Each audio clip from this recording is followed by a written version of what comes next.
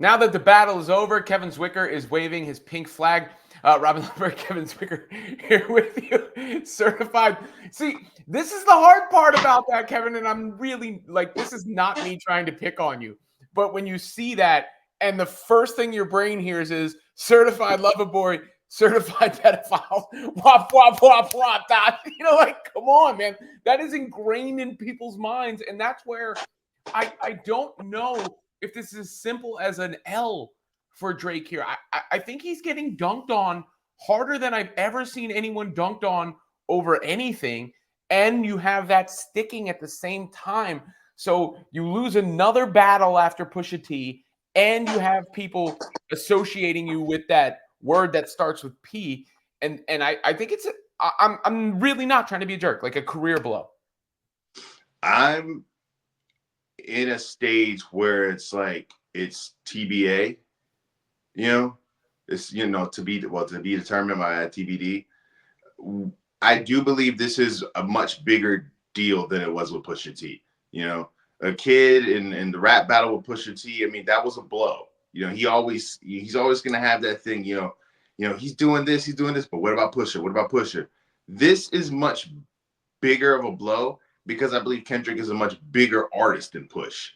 You know, I don't know if his career is done.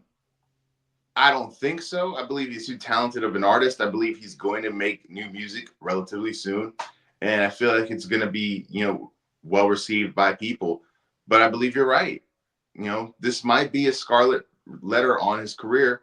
And I don't know if at any point it's ever going to be removed.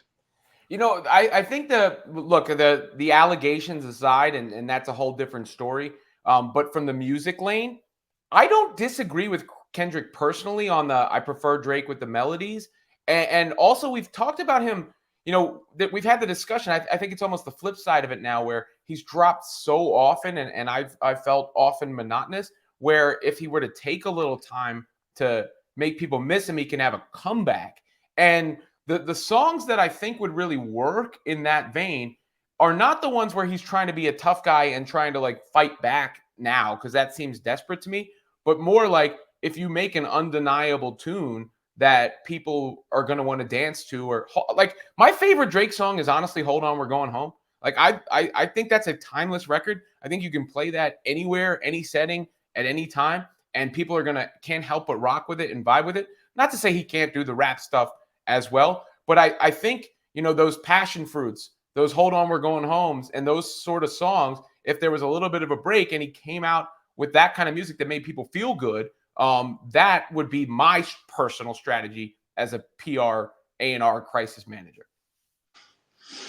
I don't disagree with you, and the thing about it is it wouldn't seem out of nowhere because this is a guy who's a very versatile artist. He's had his hand in different pots. So if he was to come out with a Hold On, We're Coming Home, Passion Fruit, Hotline Bling type song that was just this humongous hit, I do think it would work. But I don't know. Following the guy for the past decade and a half, this is a guy who's very prideful. This is a guy who's very boastful. I feel like he is, the next time he does drop some music, he is going to come out, swinging with some hard bars. And I feel like people are going to rock with it, or at least fingers crossed. But I would think it. Here's what I think is a mistake. Like I thought it was a mistake. I said this at the time before he came out with that. I thought it was a mistake to come out with the Heart Part 6. I didn't think he should respond at that point. It was very clear after Not Like Us. I thought this battle was over after Euphoria, if I'm being real, just because how lyrical that song was. That's maybe the most lyrical diss track I've ever heard. Meet the Grams is maybe the most haunting diss track I've ever heard. And then Not Like Us is just an undeniable smash. And once I saw how viral that was going to be and how much people were going to be rocking with that song, I knew there was no coming back from that. So then you only dig yourself further down. And I think that would be the case if you come back and try to undo what's happened because you're humiliated and because that pride comes in. And ultimately that could set you back even further because the wound is still fresh. Okay. So unbiased, but let's just take our allegiances, our interests out of it. All Yeah. right.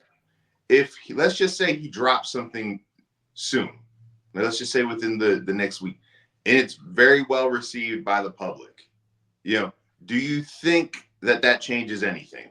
Yes, if it's very well received by the public, it changes everything because that's what matters is how it's received by the public. Unless there's something going on behind the scenes where companies and corporations are distancing themselves from him, like what happened to Kanye, obviously.